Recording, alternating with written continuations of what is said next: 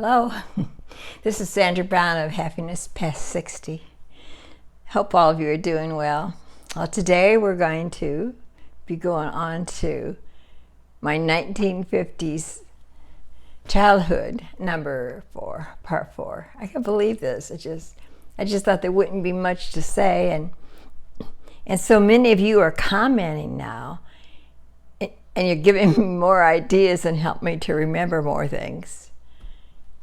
So, all right, we were talking about some of the things. I'm probably going to jump all over. I just threw a bunch of notes on a bulletin board, but some of the games that we played. And some of you remind us of Kick the Can. You know, I think mostly the boys, if they play Kick the Can, and I don't even hardly remember that game, I'm going to tell you the truth. But if you played that a lot, let me know. Hopscotch. If you didn't have a sidewalk, you didn't play it. We did have sidewalks, and you had to have chalk, the big pieces of chalk. And for the younger ones, it was, I can't even remember, I just know it was squares that you drew on the sidewalk with numbers, and you had to jump on one foot. So, I'm sorry, there's Millie barking at the chipmunks again. And the other one I loved was jump rope. And boy, we were good at that. And that was such good exercise for us, wasn't it? Especially when they did double dutch and you'd have 2 ropes. So this is for the younger ones that don't know, but there would be a girl across from you, and you each have a rope in your hand. But you turn this one this way and the right one this way, and back and forth you'd be doing this. And the person in the middle would have to jump back and forth like this. Because you think about it, that took a lot of skill. And we loved it, and we were pretty good at it. We really were. I can remember all the songs we used to sing. Gotta think. Something about salute to the captain, bow to the queen. Wait now. Salute to the captain, bow to the king, turn your back on the bald-headed queen. This is stupid. Teddy bear, turned around. Teddy bear, touch the ground. Teddy bear, show your shoes. Teddy bear, ishkaboo. Wow, where did that come from? I don't even know where my phone's at sometime, and this teddy bear comes up. And then when you're doing that, you're actually, touching the shoes and bowing and doing all this stuff while you're jumping the rope. We were skilled. We were. Let's see, what else was there? Oh, of course, hide and seek. That was always fun. Red light, green light. I don't remember it a lot. I know we played it, but I forgot how that went. Jacks. Yeah, we played a lot of jacks. And that was with, for those who don't know, it was with a little rubber ball and jacks. And you bounce the ball. You guys are going to have to help me remember this, but I think you bounce the ball, and then while the ball was in the air, you had to pick up the jacks, how many jacks you could pick up, and then catch the ball. A good skill for kids, again. I think it was really good for us. Skates. The roller skates we had were clamp-on. And they worked quite well. And remember, we had to have a key. We had a key to tighten up the skates. That was a lot of fun. Pick-up sticks.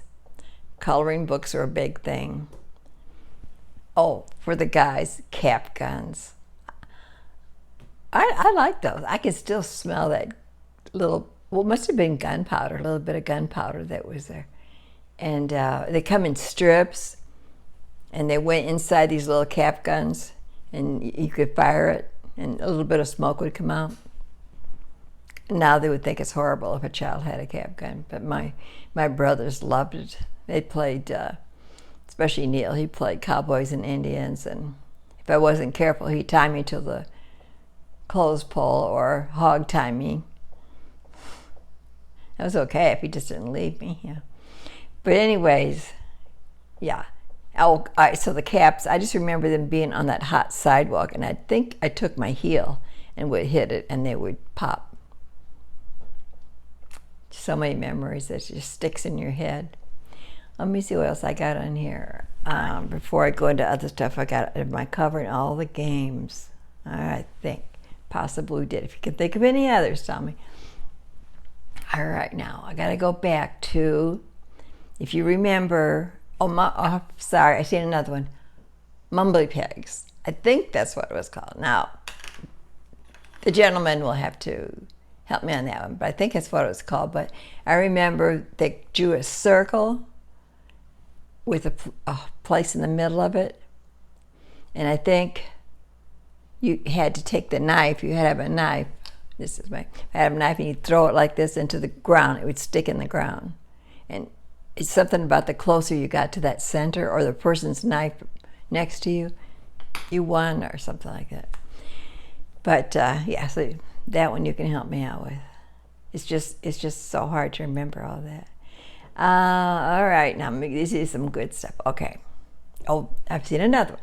Dress Up. Now, that was so much fun. You ask your mother, Mom, you got anything I could play dress up with? Well, my mom had some pretty full skirts, because, when you're a little girl, you like to have on a full skirt so you can twirl around. So I remember having the skirt, and this is, I was at that in-between age, so I could have been around 12. And I went in and I got one of my mom's bras, and I put my dad's socks in it. And one of her fancy blouses, and her high heels, and I went walking outside, and some guy whistled at me. I'm like, ah! I ran back in the house. It was my first whistle. If you only knew, it was just my dad's socks. Oh my goodness. What else do we have? Jewel T Man. Did you have a Jewel T Man? Yes. I remember he would, let's see, what did he sell? I can't remember what all he sold. It might have been items to eat, but it was household stuff too. And I think you got so many points from buying from him, and you'd get these, maybe a set of bowls or something like that. Well, I remember I was sick with the flu, and he found out, my mom must have said something, I was in the bedroom, and he came in and gave me licorice. Oh, it was nice of him. I didn't tell him I didn't like it, but I didn't feel good already. Not licorice. Let's see. Fireflies. Somebody else brought this up, reminded me. We just love fireflies. And it was just magical at night. We'd go out and there'd just be, the whole neighborhood be lit up with them. And you go home and ask your mom for a jar, and we punch holes in the top and put the fireflies in it. And one of the other ladies on here, and I don't remember who you were, but she said, I just feel so guilty because I remember taking the firefly and rubbing it on our clothes because the light, whatever caused that to light up, was all over their clothes and it was glowing at night. And I said, Phew, I remember taking that light off of them and putting it on my finger for a ring. I mean, I wouldn't do stuff like that. That's not like me at all. Some other the kids were doing it, and then I did it. I think I just did it once, but then you think back like, that's horrible. I guess like when you're a kid, you just think, but I just didn't do stuff like that. I don't know why I did that. God forgive me, and little firefly, forgive me for taking your light. Yeah. Okay. All right, okay. My mother decided that she thought we should all have curly hair. And not only all of us, but also she thought that the neighbors behind us, the ones that said they had 5 children, they should all have curly hair, and their mom too. And they had what they called Tony home perms then. Does that ring a bell? Well, we all got a perm. My dad got a perm. My mom, I guess she gave herself a perm. My brother Neil got a perm. My brother Corky got a perm. All the kids next door, Sandy, Anna Mae, Patty, Carly, and their mother Jane, we all got Tony perms. But that was nice of Mom to do that. But it was the thing to have curly hair. Now, either way, just everything's accepted now, and I kind of like that, you know. And Mom always dressed up, always had high heels on. Remember I told her about her shopping and going on the bus? When she took the bus to go shopping, she walked to the bus stop, maybe 3 blocks, but she walked in those high heels, and she spent the whole day downtown Hammond in those high heels. Everywhere she went, she wore high heels. It was always dressed up. If she went to bingo, it was in high heels. And even, oh, that's my wash machine making that noise. Oh, I gotta stop this a minute. All right, I have a rather new wash machine, and I was in the middle of laundry and I wanted to make this video, so I just opened the lid up. I thought, and you know, it usually stops everything, but it's in there trying to do something, spin out or whatever. So I had to close the lid. Sorry for that. Well, that was good though, because I went over here and got to erase some stuff, so it's easier for me to see. I want to try to get this one. Some of you said you like them long, so maybe I shouldn't worry about how long this is. All right, the family that lived behind us, I don't want to say their last name, but the ones I said their daddy was in the prison, and my mom gave them the perms and all that. Well, their youngest brother, Eddie,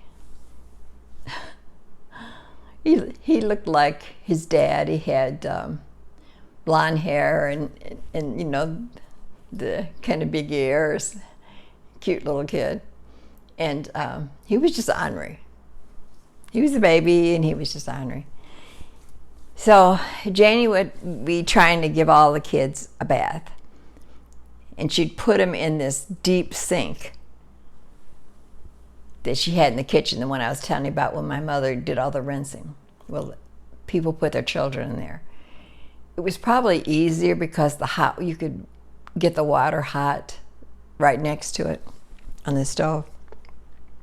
But all 5 of the kids took a bath in the same water.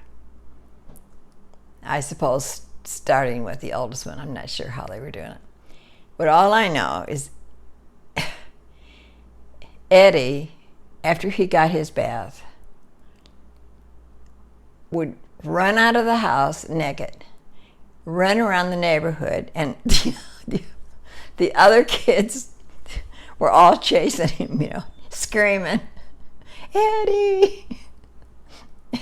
And you hear one of them back, the door slam, you go, Mom, Eddie ran out the door. And then Eddie got glasses. Well, they couldn't keep the glasses on Eddie. And they put a strap around his head to hold the glasses on. And he hated wearing them. So when he'd go outside, he'd go hide them. I think I remember them being hidden. There was how grass grows around the tree. Well, he hid them down in there. So all of us kids and neighbor kids and everybody had to go look for Eddie's glasses all the time because Eddie didn't want to wear them. Oh my gosh. He looked just like his dad that was in prison. It was really cute though. And let's see.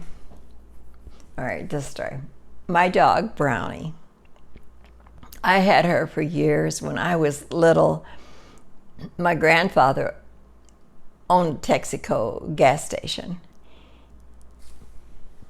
And I went there one day and a man came up to the window and he says, little girl, would you like to buy a dog for a nickel? And of course I said yes. And I mean, I'm sure my dad went in, that was just a setup for me, you know. And anyways, there was a dog who had been hanging around the gas station. She was homeless, and they'd been feeding her. That's all I remember. I just know that she had on her back, it looked like somebody had hit her with a whip or something like that. You know, it took strips of hair, not to the skin, but I don't think, but, excuse me, but it put stripes like on her back where they kind of been hitting on her or something. And but don't worry, she had a good home after that. And so we had her for many years. So I had her there now in Columbia Center where we're living too. And I loved puppies, and I wanted so bad for Brownie to have puppies. And so I went in the house and I said to my mom, I go, Mom, where do puppies come from? And I wasn't little, but kids we were just innocent then. I don't want to say ignorant, we were just innocent. I probably could have been around 9 years old, you know. And she said, oh, she says, they dig them up out of the ground.